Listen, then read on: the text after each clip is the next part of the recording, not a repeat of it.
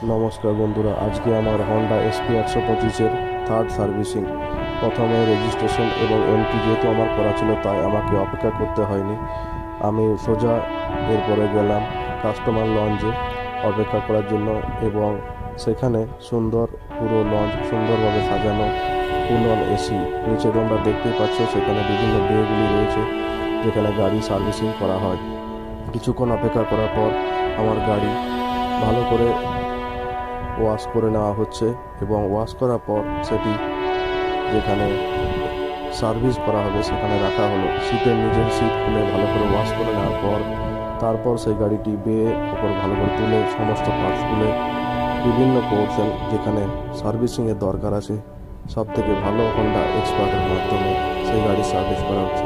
এখানে দেওয়া হলো engine oil, chain cleaner, chain foam, ভালো বিভিন্ন পার্টস, সমস্ত পোর্শন ভালোভাবে খুলে নিয়ে সার্ভিস কমপ্লিট করার ফাইনালি দেখতে পাচ্ছ আবার একবার ওয়াশের পর সুন্দর ঝকঝকে আমার হন্ডা এসপি 100